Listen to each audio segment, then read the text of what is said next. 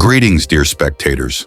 Today we will plunge into one of the most mysterious and at the same time the most exciting topics that excite humanity since ancient times: the phenomenon of clinical death.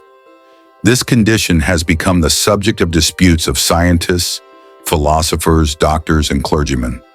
Some consider it only a biological process, others proof that consciousness can exist outside the body.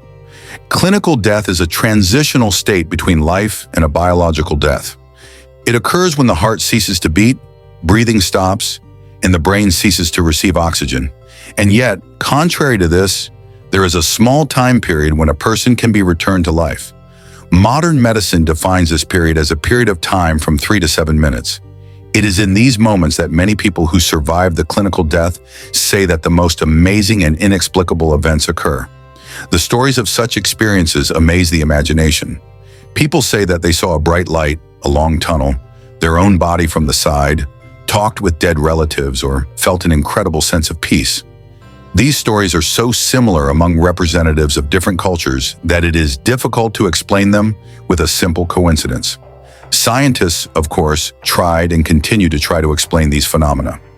One of the popular theories is due to the fact that at the time of oxygen starvation, the brain begins to produce special substances, such as endorphins and dimethyltryptamine. These substances can cause vivid visual and auditory hallucinations, which are perceived by a person as a mystical experience. However, the question arises, why do these experiences often have a clear structure? Why do people in different countries, regardless of religion and culture, talk about similar sensations? Here, science is faced with a phenomenon which is difficult to reduce only to the biochemistry of the brain. There is another hypothesis. At the moment of cardiac stop and stop blood circulation, the brain goes into a special mode of operation. Neurons begin to be randomly activated and an unusual perception of reality arises. But even if this is so, why does a person sometimes receive information that could not know? For example, many stories include the details of what was happening around the body while it lay without signs of life. People claim that they heard the conversations of doctors, saw equipment, and even described small events that were confirmed by witnesses. Such evidence indicates that consciousness can function regardless of the biological processes of the brain.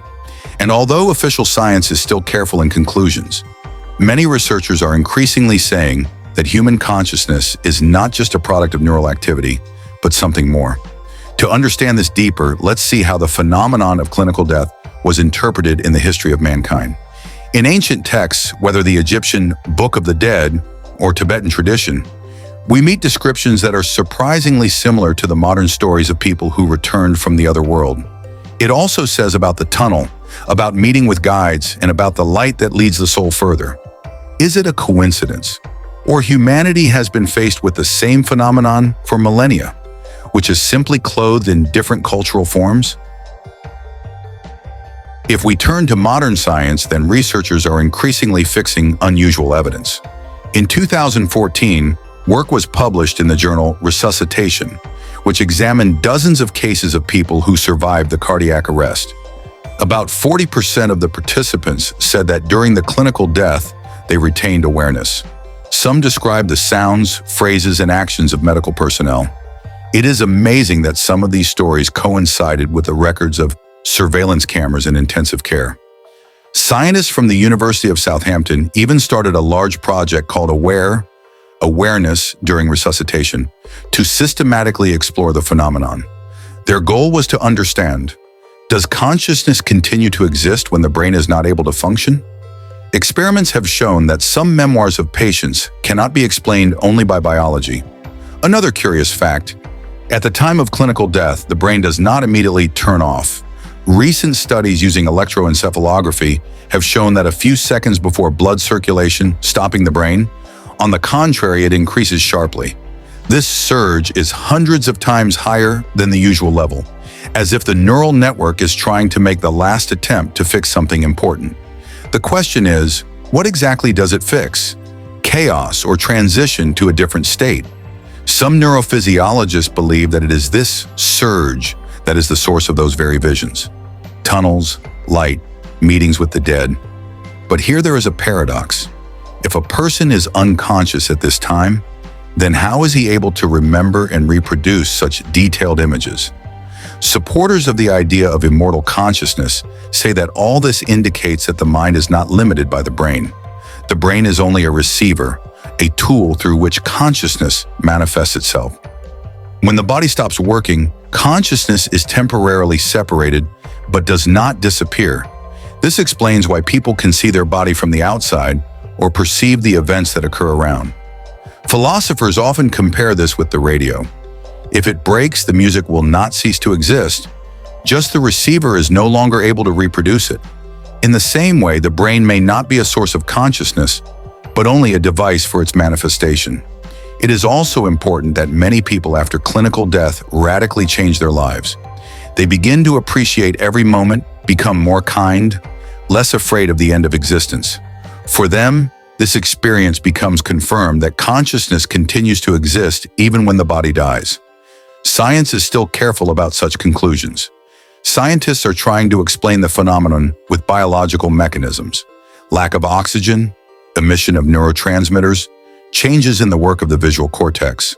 But the more studies are carried out, the more difficult it is to ignore the facts that do not fit into the usual schemes. Today, there is more and more hypotheses that consciousness can have a quantum nature. According to this point of view, the brain is a kind of biocomputer interacting with a field that goes beyond the limits of the material world. And at the time of clinical death, when physical processes freeze, consciousness simply switches to another dimension and does not disappear. Such a view brings science and religious teachings closer. After all, many spiritual traditions for millennia claim that the soul is immortal, that it exists regardless of the body. Now, modern research gives reason to at least think, what if this is really so? The phenomenon of clinical death is not only a medical question, but also philosophical and spiritual. It concerns each of us because we all once encountered this line, and our attitude to life depends on how we understand it. We can say that science is gradually moving towards awareness. Consciousness is something more than the sum of neurons. And although there are no final answers yet, more and more data suggests that consciousness does not know death in the sense in which the brain experiences it. Dear viewers, in conclusion, I want to thank you for the fact that you were with me on this journey through the secrets of clinical death and the scientific search for its explanation. The issues of life and death are perhaps the most important issues for humans. And the more we explore this phenomenon, the closer we come to a solution. Perhaps our true essence never disappears. Thank you for watching this video to the end. If you liked it, subscribe, leave comments, and share your thoughts. And most importantly, appreciate every moment of life. See you.